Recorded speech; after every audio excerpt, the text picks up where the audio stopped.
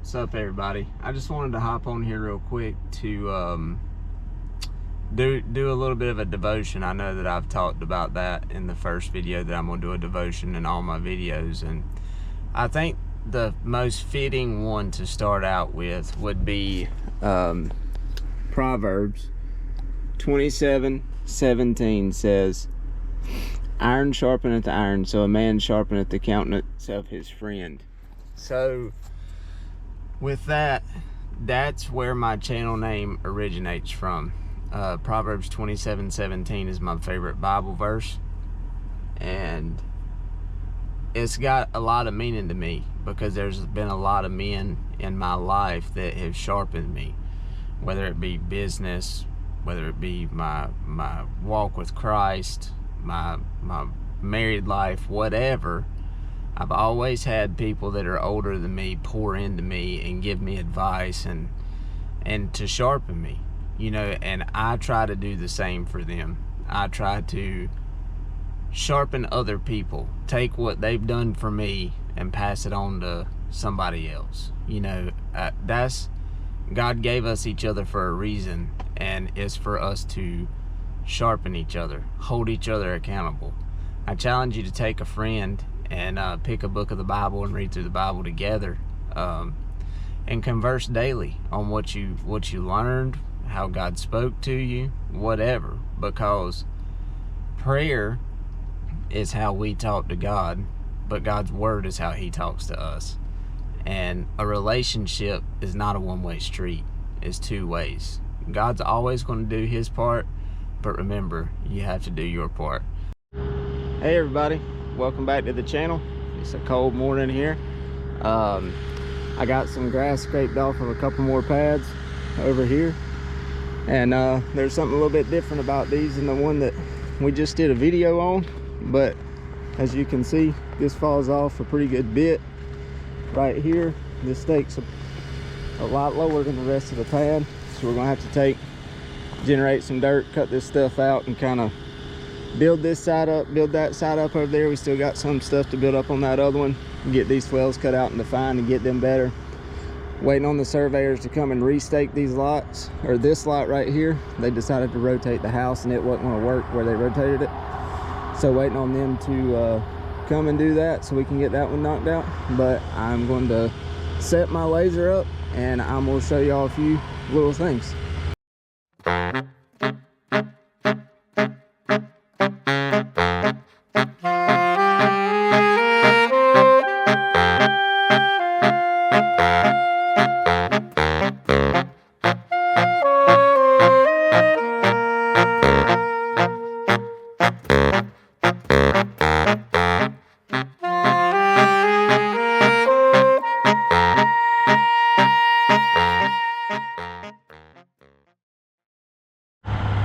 Alright, so I set my laser to that stake on the front right corner. It's the highest point. So when I have a pad that's this bad out of level, I will find my highest point between the four stakes. And as you can see, coming over here to this one, obviously we're not getting a reading. So we pick it up, and about there is grade. So you can see we've got I don't know, maybe 4 inches or so there. So what I'll do is I'll take and I'll make a mark on this stake where grade is, and I'll know where to build up to. But I'm gonna walk around and I'm gonna do that to all of these.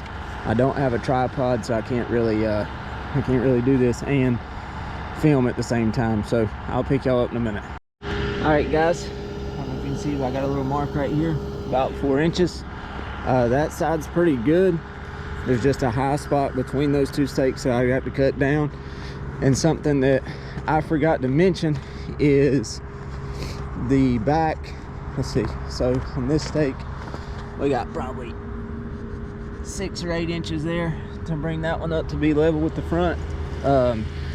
So something I forgot to mention is the middle is not so important. I mean, you don't have to have it extremely close, but you definitely don't want a hole or anything like that in the middle of your pad, because basically all they do is they come up and they set form boards between the stakes, and once they set up the form boards between the stakes, then the plumbers come in and dig up the middle. So let's set the camera up, let's get started.